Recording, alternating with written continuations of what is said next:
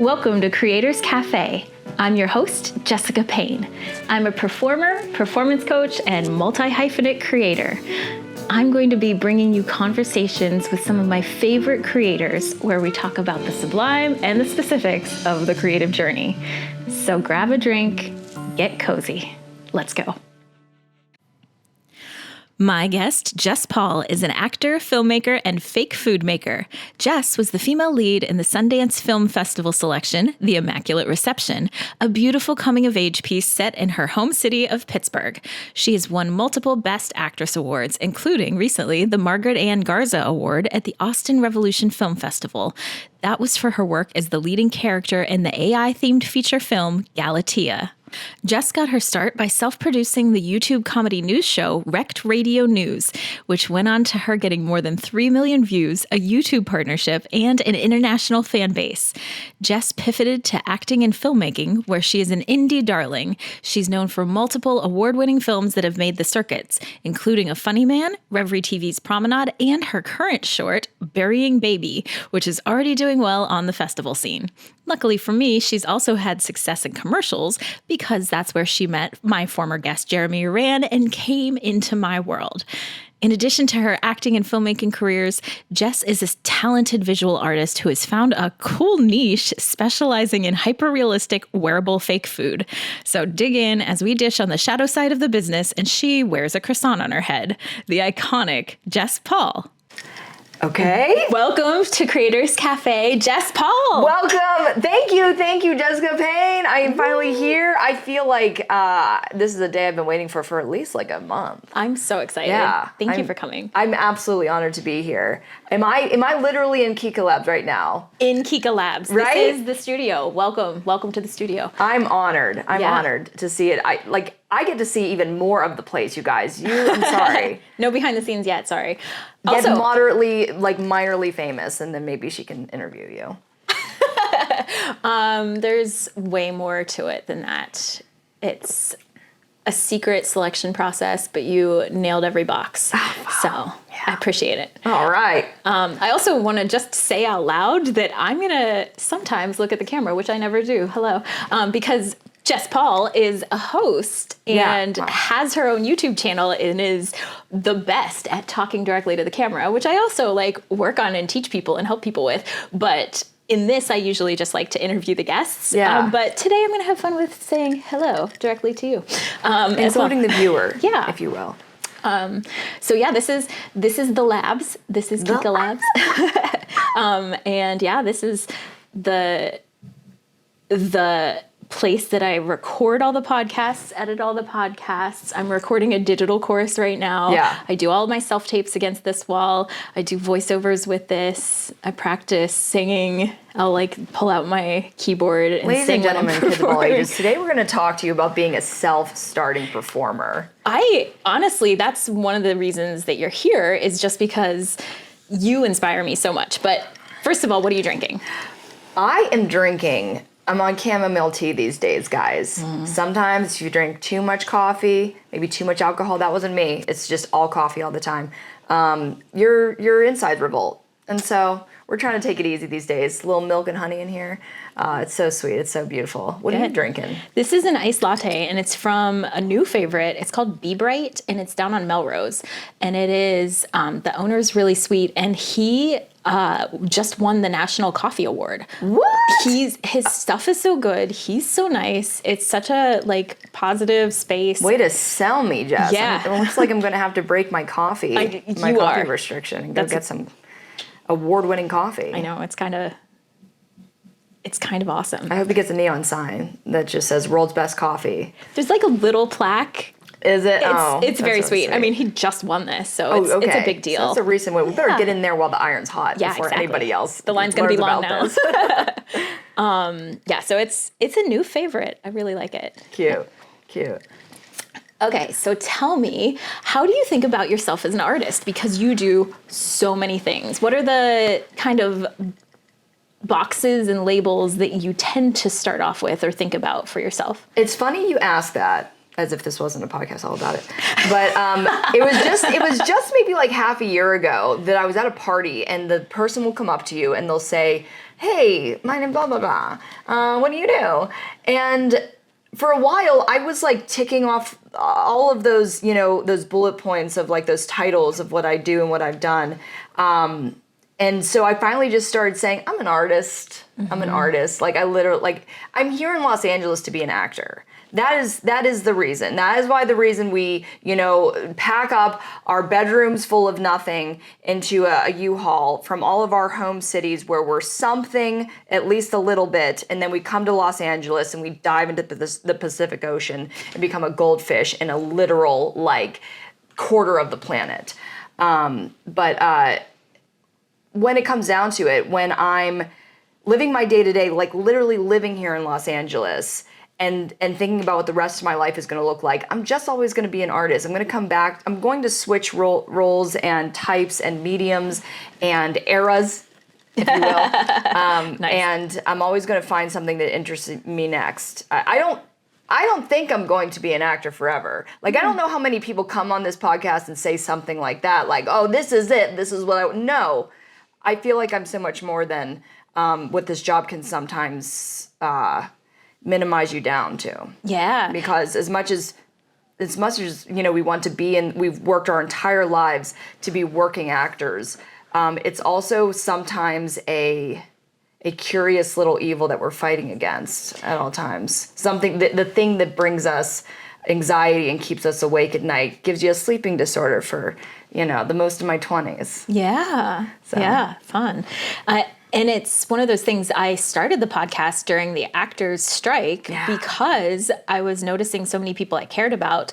For the first time, not only was there a struggle with just being an actor, but there was no way to be an actor.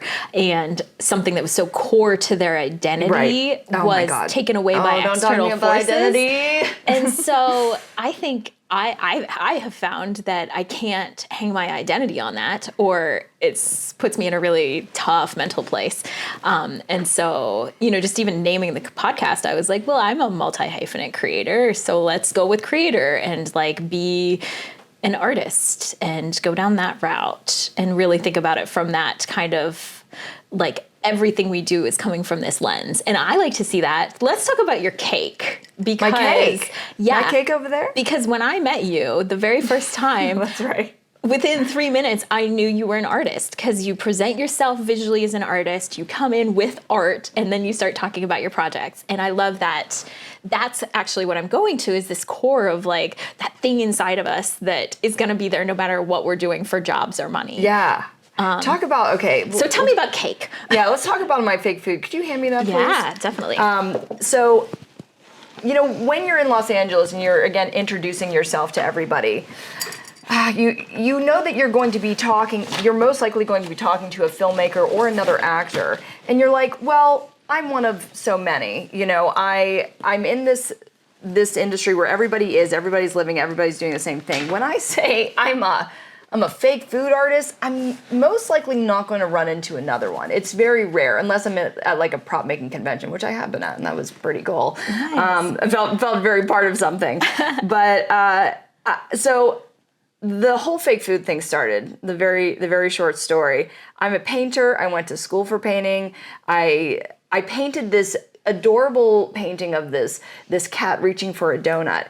But I learned after selling my painting, my prints for a couple years on Etsy, is that paintings and wall art is not necessary to somebody's life. It's not a hot commodity because it's not absolutely needed. It's not practical.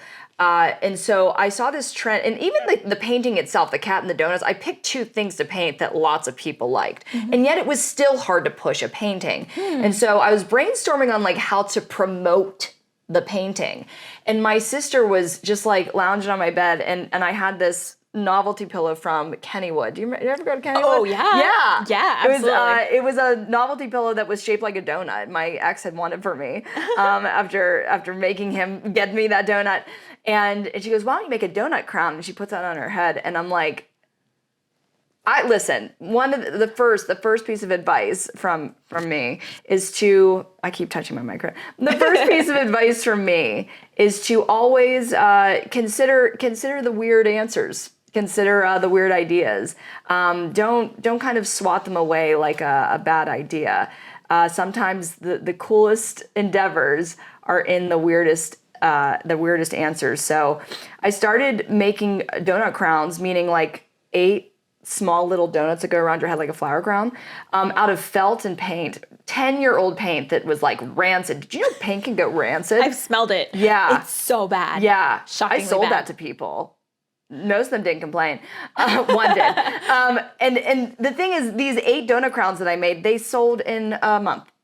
Wow. When I never had pushed a painting. So, and the reason is because it was practical. It was something that people could wear to an event, to a photo shoot, to stand out, to have an outrageous costume, a Halloween. Don't get me started. It's the best time of year for me. Yeah. It's my favorite time of year normally, but like then you add on all the fake food sales. So, yeah, so I started making it. And then when I got to Los Angeles, it became that outlet when like either the lack of jobs was getting me down or just wanting to find something separate. And yeah, I started getting better at it. I'm like, there's got to be an easier way to sew all these little donuts, maybe like make them out of memory foam. So I learned off the internet what I could figure out about making these foods. And this is I would say this is maybe like a 6-year endeavor to get to this point. Okay, so I'm going to pause you just while you're fixing your croissant crown. Yeah. And say for anybody who's just listening, first of all, right now she is holding a purse that is a gorgeous cake with cherries on top. And it's an active working purse, yes, which she it is. just pulled a croissant crown or headband out of. And is this like a key lime pie? Yeah, it's with key lime, lemon meringue, whatever you want to call that. Yeah, it's gorgeous. Like I kind of want to eat it. Hey, listen, the detailing you can on try. this crust. Yeah, no, I but it's squishy and yeah, fun. you can squish it. Wow. It's meant to be handled. It's meant to be worn. Wow, that's incredible. Yeah. Yeah, and this is for you. This is for you to so keep much. forever. Oh my God, Yes. I could cry. This is a little sprinkle cookie that says Jessica, and I am in love with it. That makes me so happy. I hope From one you think Jess of to me another. Yes. Oh my gosh, this is going to live. How could you not? It's going to live in the studio. Kika Oh Labs. my God, forever? Yes. Oh yeah, we're living here now, baby. Yeah. Give me the origins of Kika Labs. Like, where does that come from? So lots of different reasons, but so my name is Jessica, and in college everybody gets a nickname, and so my roommates would call me Ka, like K-A, and they would just follow me, Annie and Wendy, hello, would follow me around the apartment just yelling Ka, Ka, like a crow, and like shaking their wings and following me. And then I really liked the experimental angle. My mom was a science educator, and I always really loved science. And I know that I'm my best as a creator whenever I'm like open and free and experimenting. Yeah. And I tend to try to do things right, and then I can get rigid, and I'm really not my best creative self. Yeah. And so when I was like coming up with a name for how I was going to put kind of a studio together that put all of the things that I do in one place, I wanted to honor kind of that fun side of me and that experimental side of me. And then I came up with collabs, kind of like collaboration. Yeah. And so I like the name Kika Labs from all of that. So it's kind of like Key If you Collabs. guys were ever wondering, now you have the origin story. Key Collabs. Come on in. Work with me. That's right. That's kind of the LinkedIn answer, but it also comes from a very personal place. That's right. And dude, I'm sure you know, I'm sure she's told you before this actually started that she helps you become confident on camera. Oh. You can go and check out her website. I already have. And I went back there too to check out, some more of your work. And if you watch her reel, I've never seen anyone so perfectly poised and charming in their delivery, because your reel is made up of like one-liners, like one sentences.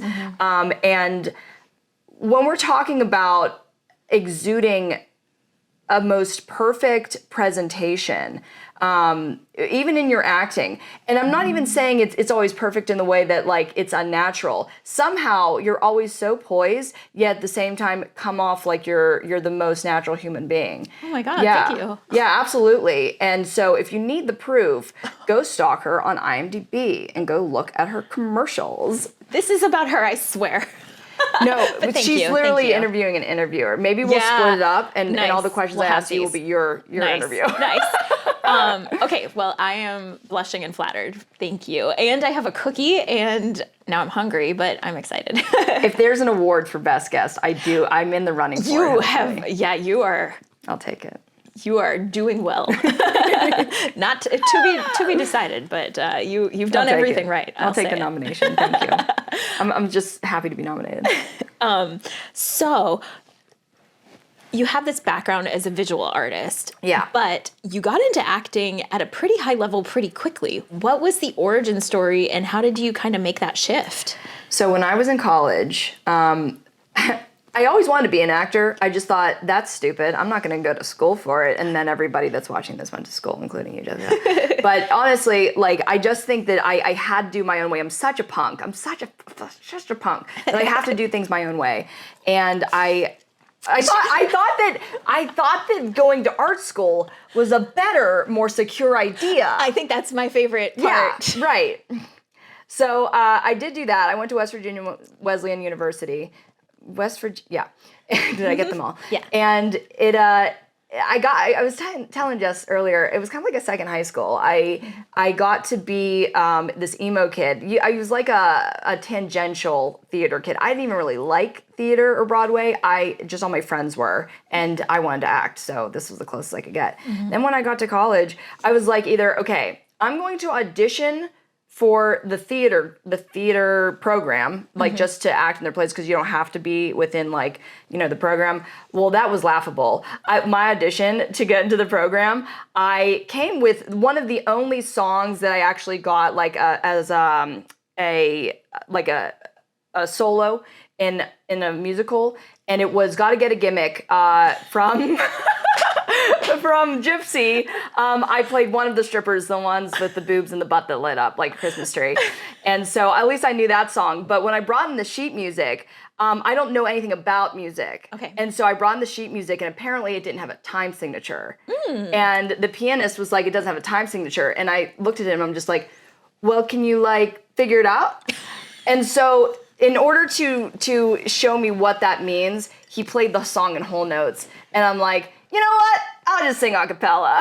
Wow. They didn't ask me back. So the thing is, my kind of prerequisite, my ultimatum was, if I didn't get into the program, then I'm going to start this YouTube show that I've been fantasizing about ever since I got my laptop for college, because I'm seeing all of these people just make TV shows from their bedroom. Yeah. And I'm like, I can do that. Yeah. And so, I started off with 300 subscribers. When I say I started off, this is what I did to get my first. You can't do this anymore on YouTube, so I'll let away all my trade secrets. When I first started Rec Radio, I made this trailer sitting in the art department of my college. And I said, hey, I'm Jess Paul, and I want to show you guys like all the news of all the upcoming bands. And then I had this running stream of I just named bands like Panic at the Disco, Fall Out Boy. And it was just like this list that was beside my head. I'm like, if you want to know what's coming up with all your favorite rock artists, then watch my show. And I sent this trailer. What I would do is I would go on to Fall Out Boy and Panic at the Disco and My Chemical Romance videos. Yeah. And I would take the most recent commenters, and you could message people on YouTube at the time. So I messaged what had to be hundreds of people to say, and I was like really candid. I was like, hey, I saw that you commented on the MCR video, like that is one of my favorite songs, like I'm doing this show if you want to watch it. And I got my first 300 subscribers before I started. Whoa. Yeah, just try to find my way around that, try to find my audience. Yeah. And so right off the bat, it was going good. I remember though, the first weekend that I did my show, I forgot my laptop at the office downtown.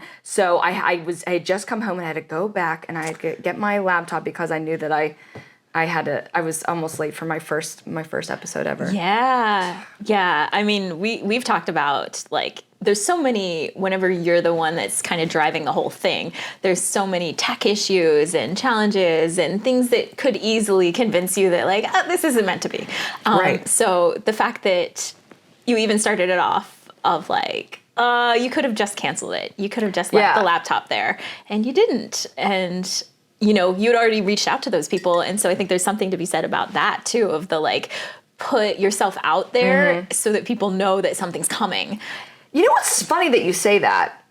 Now that I'm like, this just occurred to me. I have trouble asking for things these days. This has turned to a therapy session. Let me tell you about and what ails me as I go to sleep at night. No, as a producer, you know, knowing the state of Hollywood, like I kind of came into Hollywood at the perfect time where, you know, Me Too made it very apparent. It's shown a spotlight on all those dark shadows in Hollywood that we've been scared about for years. Yeah. I remember not even really knowing if that was a real thing before it broke out. Like I always thought there was like an idea that a casting couch might be a thing, but like, do they really do that? Nah, that's just for drama on television. And then you hear about the like worse things than just like, you know, going down on your director or whatever. Yeah. And so I kind of came at the most, I'm so grateful, let me say, for all the people who came before me and kind of made this a safer place. Yeah. It has to be. I mean, because if anybody gets caught, you know, I have like close to 20,000 followers on Instagram. All I have to do is start, you know, a TikTok about how somebody, I mean, like, you know, hopefully they're telling the truth, like, you know, obviously. But yeah. It's a much better place these days. I forget what I was talking about though. What was I answering? Well, just there's that idea of the power is in our hands now. Yeah, in absolutely. More of a way than it ever has been before. And you could create that TV show in your room, and you've built an audience over the years that trusts you, and now you can do different things with it. Well, that's the only reason why I thought it was like literally just this principle made it possible for me to even go towards acting. When I was 16 years old, I had just started drawing. It was like literally just me getting back into art like I did when I was a child, you know? And I went to this job fair in my little suburb of Pittsburgh, and there was only listed one person that had anything to do with film or TV or anything like that. And he was a screenwriter. I don't know who he is to this day. I keep everything, and apparently I didn't keep this pamphlet. But he was actually a name on shows, like I want to say like something like Frasier and Friends, like so recognizable. And this guy was a writer. Okay. And so when I saw him in the gym, he was the only person without like any like accoutrements, any tablecloths. He just had a script right in the center, big fat script right in the center of his table. And I go, hey dude, like, I didn't say dude. I probably didn't say dude. I'm like, hey, my name is Jessica, and I've always wanted to be an actor. And we had like a small conversation. And so I thought, I like, you know, like, do you have any advice or anything I would look forward to being an actor? And he goes, yeah, you gotta suck a lot of dick. Wow. I was 16 years old. Wow. Now listen, when people hear this story right away, they're like, oh, he's the bad guy.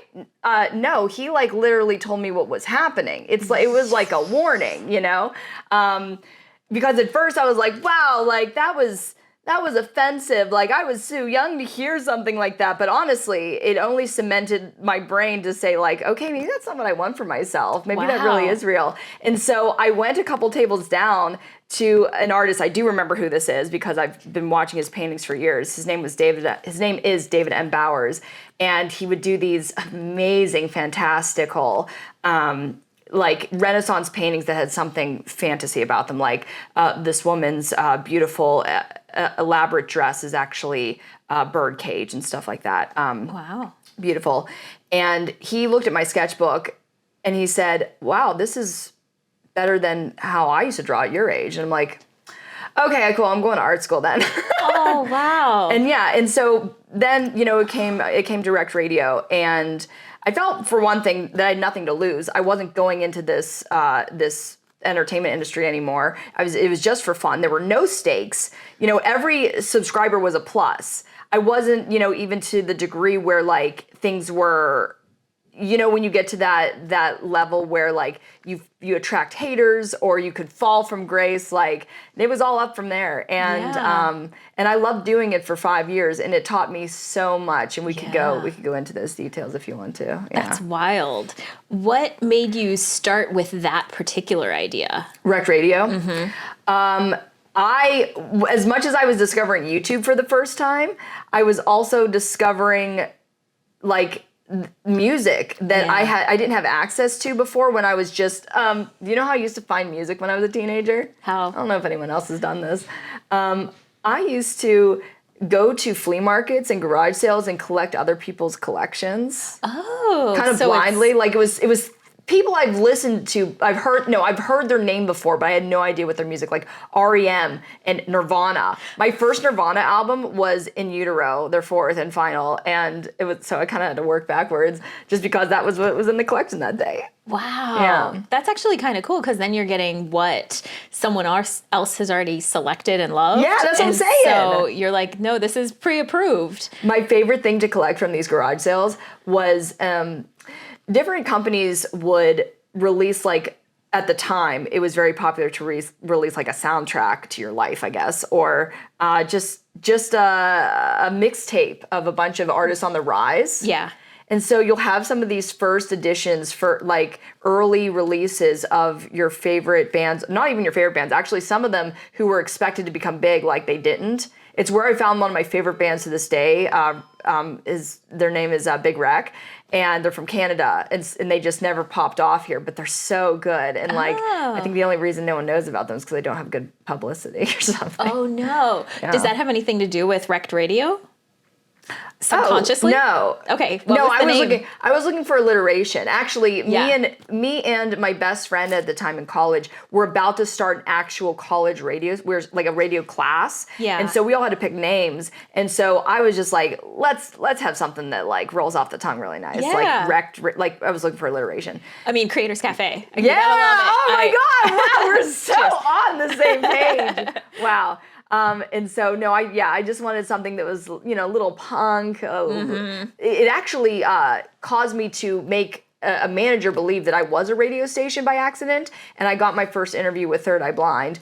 That's incredible. Because of that. And so, like, Third Eye Blind just sees you walk in and they think you're a radio station. They see my name in the email, and they don't like investigate any further. They take my word for it, apparently. Yeah. It's like, oh, no, sir, because Stephen Jenkins, he was walking up to the trailer, and he sees our camera, and he goes, oh, is this a video show?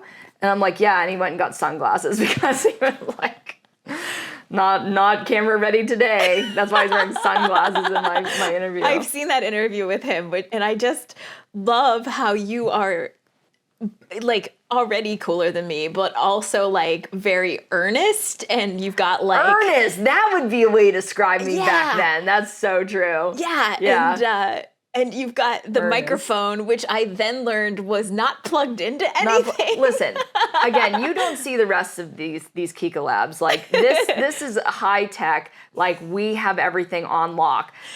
But yeah, with me, it was sometimes more about aesthetics than it was actual practicality. I love it though, because it feels very official, and you've got a microphone and it cues person when to talk. That's right. That's the big deal. Yeah. I'm going to ask you a question, and now you're going to answer. Right. And then that's when I stopped taking myself seriously, and I replaced it with like a hairbrush or a Barbie doll. I still have the Barbie doll to this day. Which is funny because a lot of TikTokers do that now, because it's just got that same kind of aesthetic of like, look at me, I'm talking. How about you? And so I think you were early on the trend on that one. They could have seen my interviews. I was mildly famous at the time. Very possible. Very mildly. And you had a Barbie doll at one point? Yeah. It was like Barbie doll in a box. That's what I'm talking about. Yeah, my Barbie. Are you ready to be confident and comfortable in front of a camera? Well, my name is Jessica Payne, and I would love to help you. I'm an actor, acting coach, and the host of the Creators Cafe video podcast. I have helped thousands of people to learn the skills of a Hollywood actor to be more comfortable in their body, voice, and mindset whenever you press record. So if you're an entrepreneur, a business person who needs to be in front of the camera, or you want to get into digital content creation, I would love to offer you one-on-one on-camera performance coaching so that you feel like when you press record, you can be your best self. Check out the link below for more details. And I can't wait to work with you. Let's have fun together. Let's talk about that for a second. Let's talk about setup. So when you were doing your own stuff, you started at the very beginning. And I think a lot of people are hesitant to make things themselves because they see the quality of the end product that they want to have, and so they're afraid to start where they are. And I think that's one of the reasons I do the Creators Challenge at the end of the show every time, because I know how much benefit I've gotten from just shut up and make something with whatever you've got right now, and then you can make it better. It's easy to make something better than it is to make something from nothing. So how do you think about that when you make things?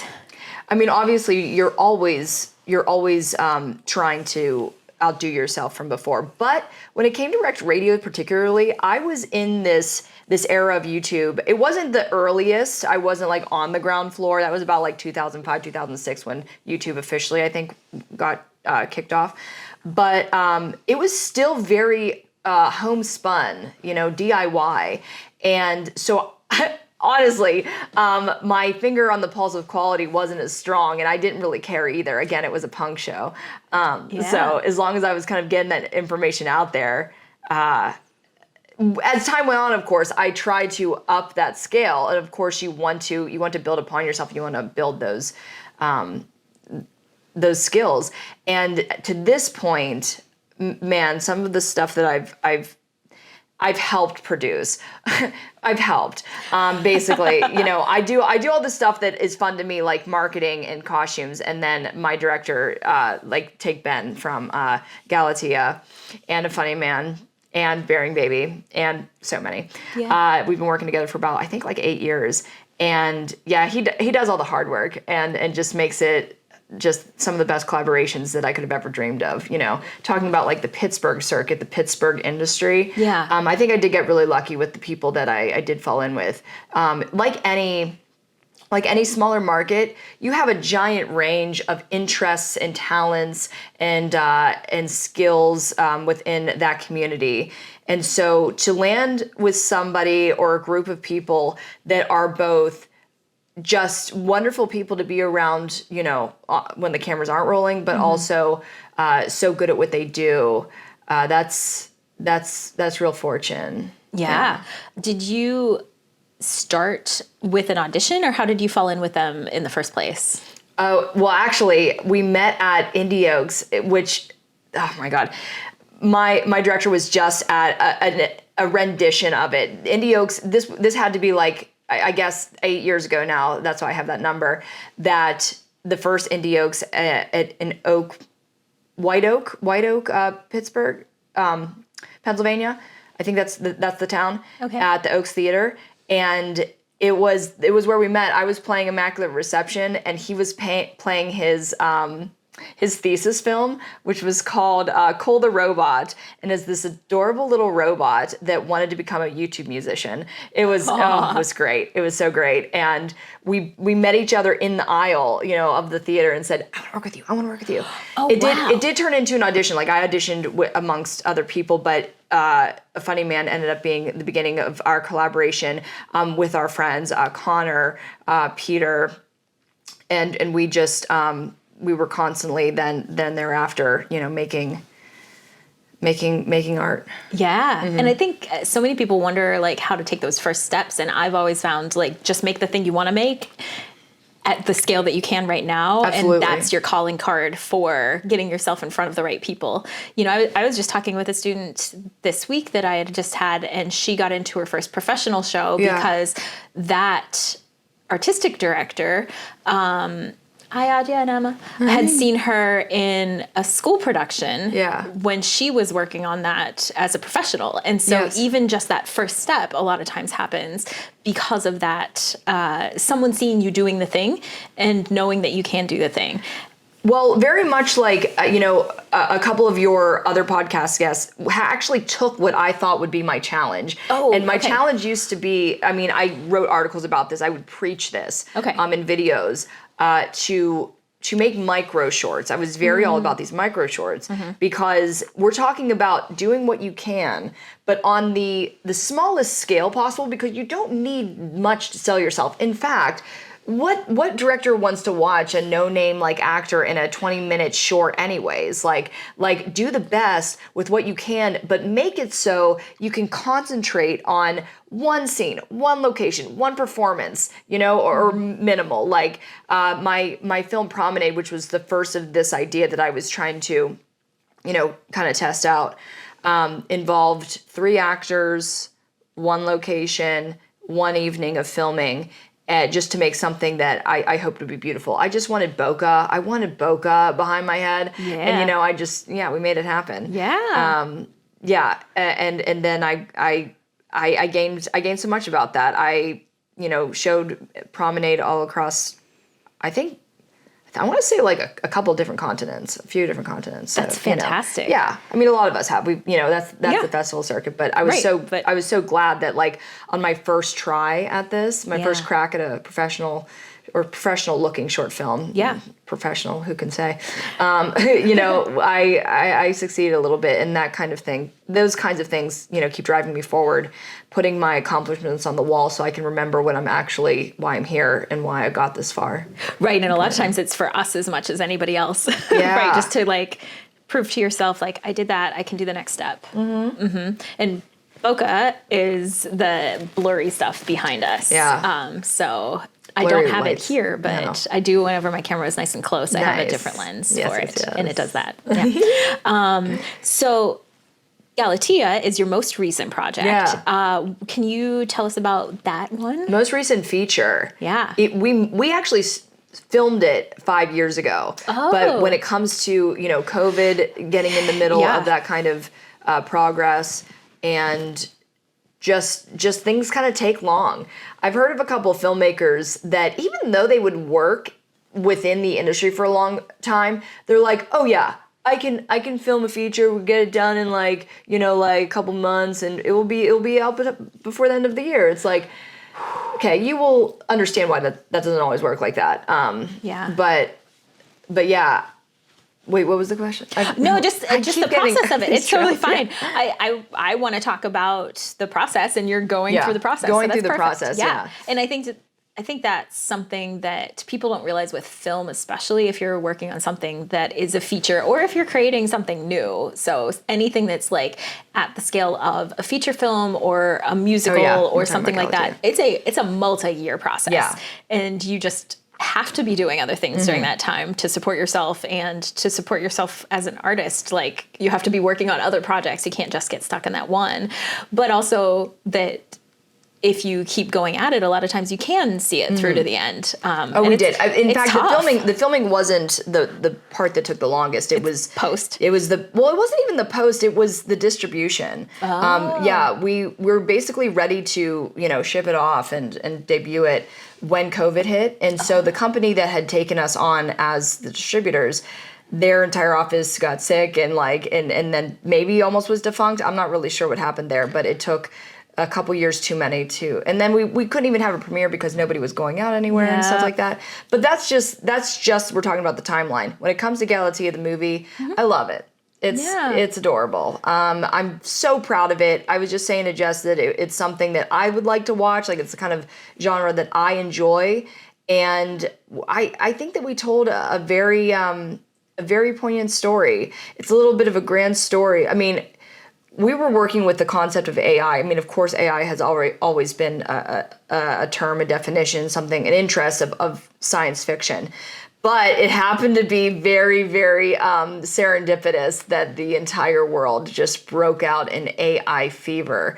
So by the time we're releasing our film now, we've predicted, I say we like I'm included in this. No, my director, Ben, had predicted like using what would be new technology, like over the course of distributing it, actually came true. That's wild. Yeah. That's crazy when that happens, especially if you're writing something that's future focused and then things start to happen. It's crazy. And then... Are we award-winning filmmakers? Are we psychics? Who can say?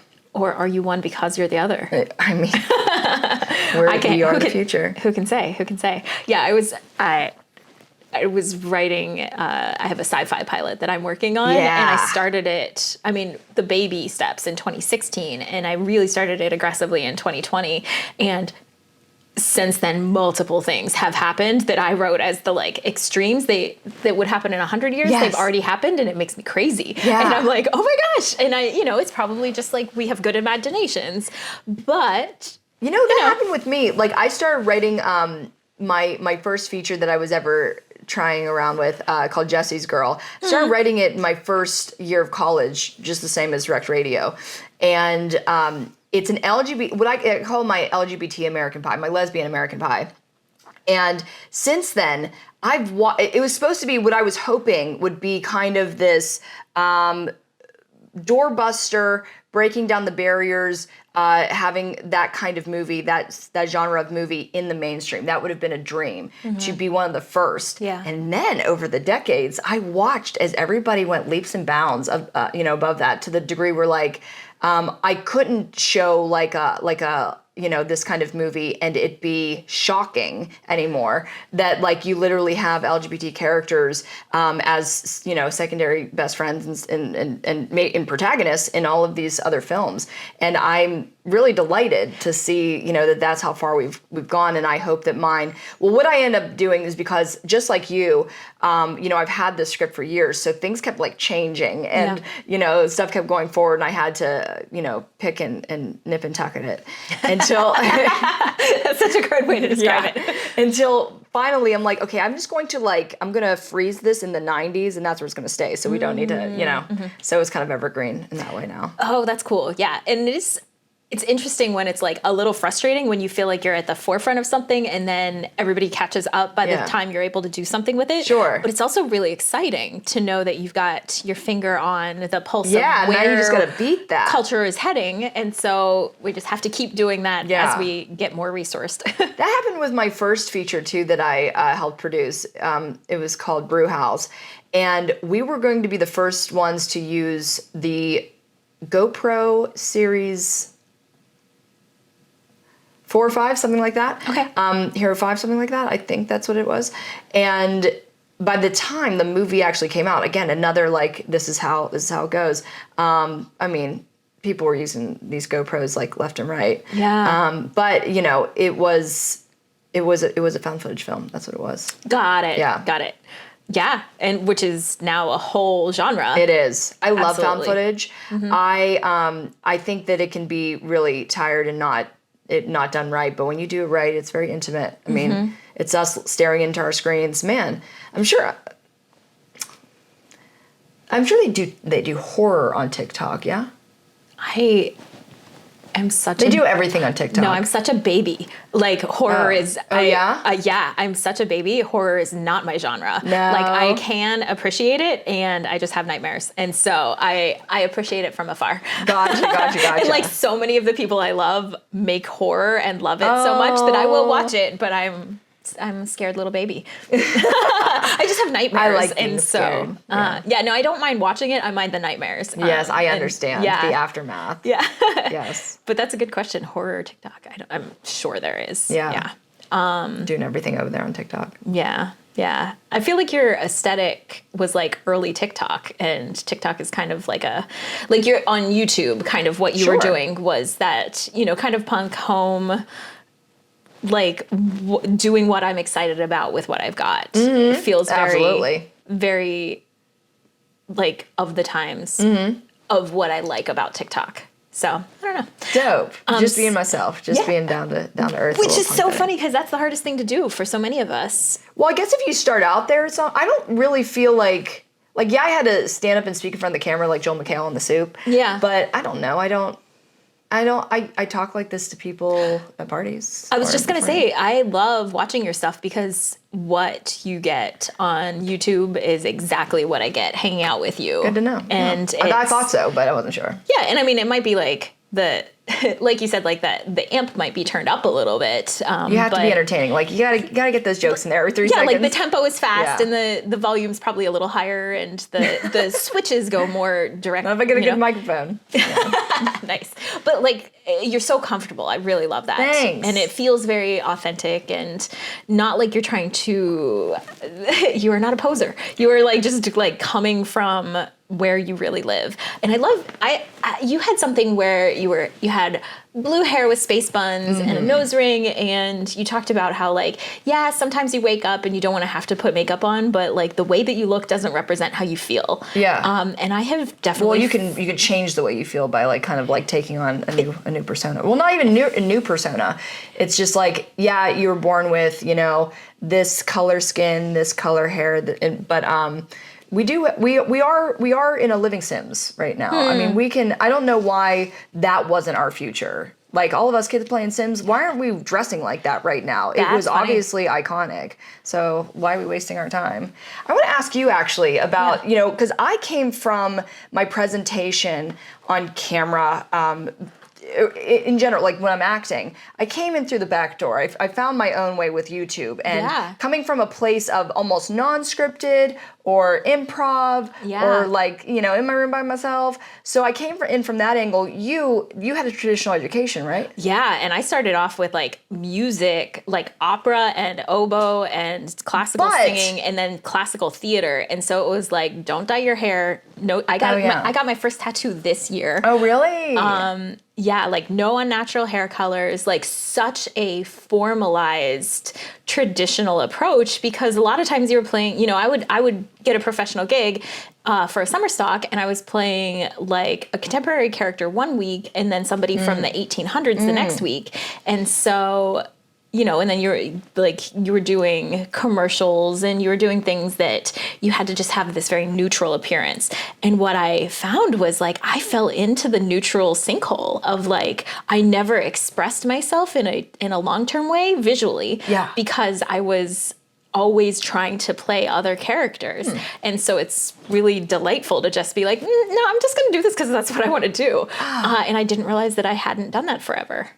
Well, my question is, since you came from such a traditional foundation, but you are one of the most comfortable people I've seen, you know, in these little pieces on your reel. How did you transform yourself? Because theater's big. Theater's, you know, it's unnatural. It needs to be to hit that back wall. So how did you find the naturalism that you exude in your reel and in your projects? I think the real answer is I probably am suited to camera best. I think I'm an intimate person. Oh, okay. And I finally am finding my home there. And so you never really but you've done so much theater.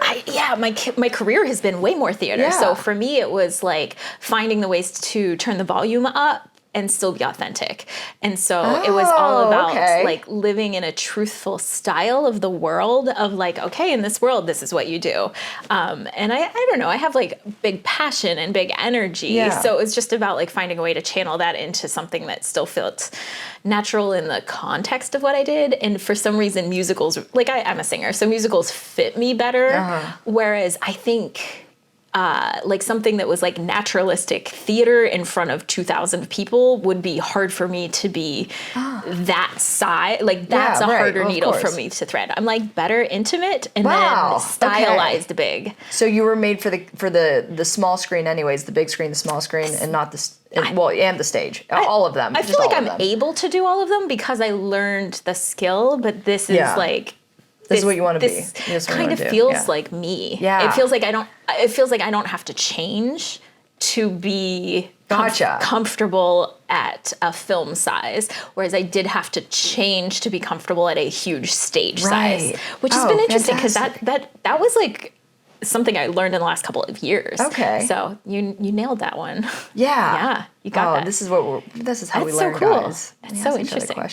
I want to ask you, how did you get the Immaculate Reception? Because this is such a cool project, and that was something you did decade so ago early. To this, yeah. How did you get that? So basically, when Rec Radio had been doing really well, and I realized, I don't have to suck someone's dick to be in the entertainment industry. I can do this myself. I was like, well, Batman Dark Knight was filming in Pittsburgh. Okay. And I was about to go home after graduating from college to figure out what's next.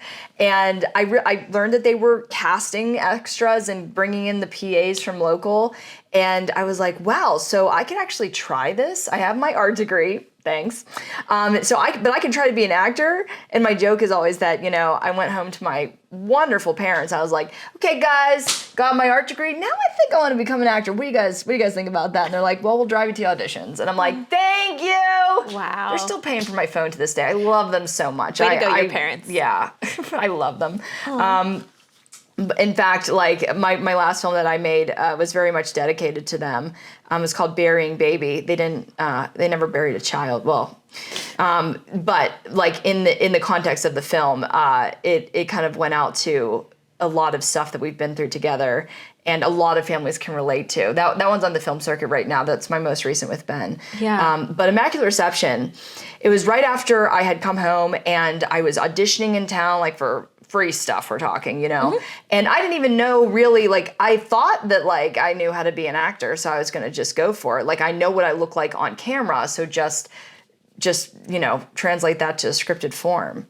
And this happened to be not like the first audition I ever had among so many little crappy auditions, but like it was the most what seemed like the professional one. I went down to the north side, North Shore, and they had rented out a bar during the day to do all of these auditions because it was a big project kind of in town.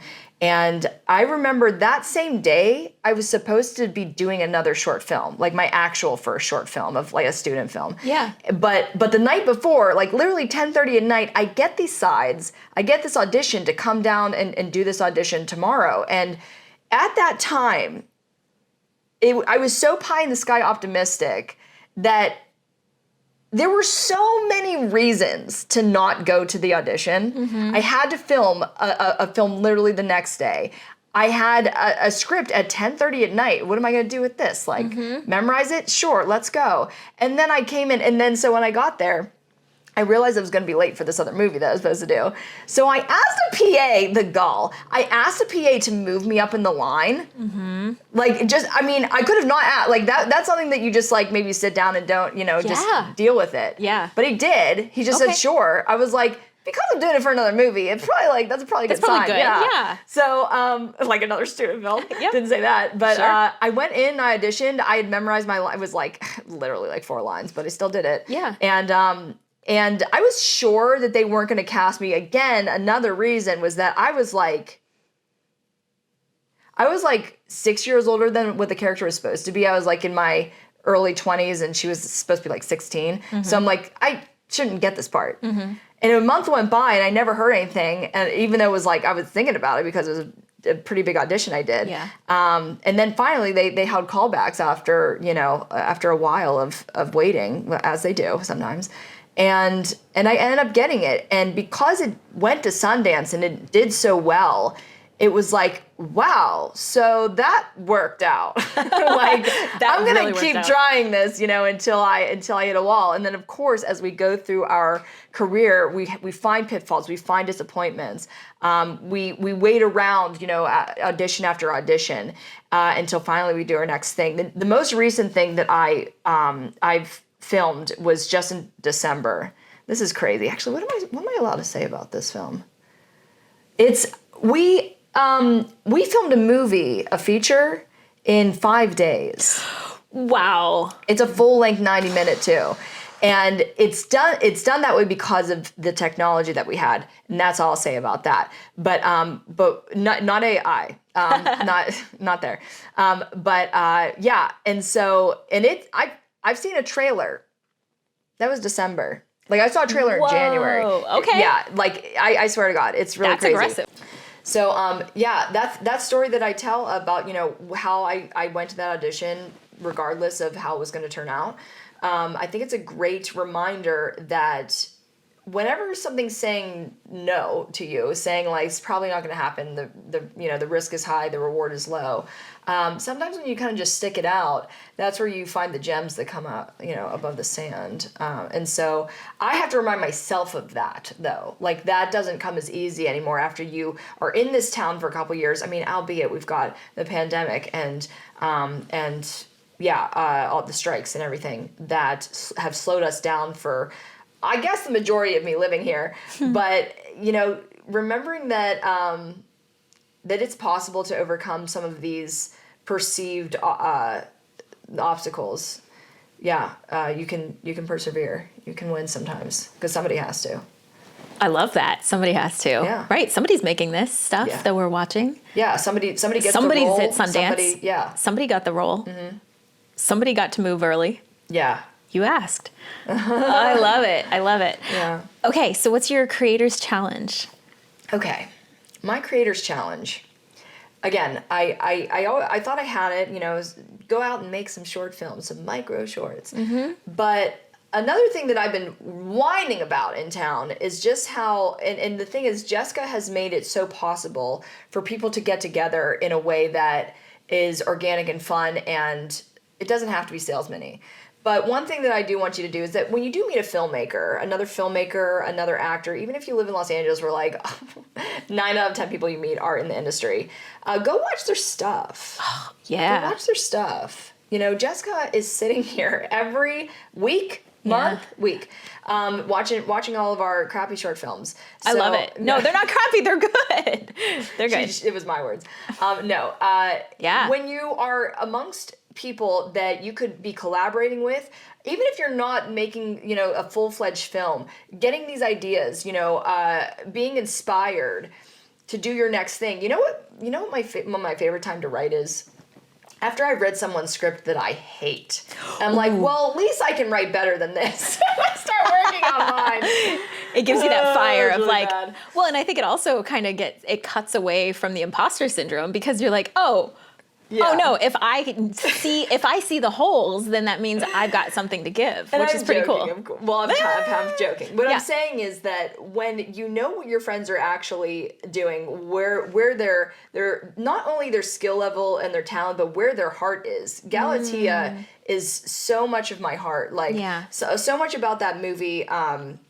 Just defined what I want my career to look like and what I want to make. Yeah. And so, especially like if you're meeting a filmmaker writer, you're literally seeing their children on your screen, like their children. Like this is their legacy, is their films. So to go back to the party, to like the second party you meet that filmmaker at, you can really start a connection that sometimes we complain about not being able to have in this city. Yeah, I think that's so good. And just anytime anybody reaches out and says, I like this thing that you made.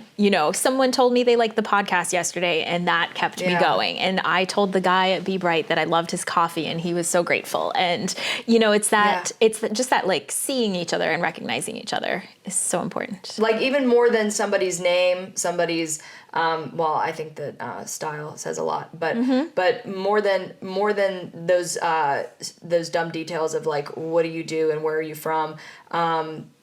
What did you make? I think that gets to the soul of somebody pretty quickly. I love that. So yeah, it's an intimate connection. If you want one, just go watch some indie film. Go to festivals. Yeah. I go to all the festivals that anyone invites me to if I'm available. Yeah. Yeah. Because it's selfish. I'm going to be inspired. I love it. I love it. Where can people find you? Just Google me, Jess Paul.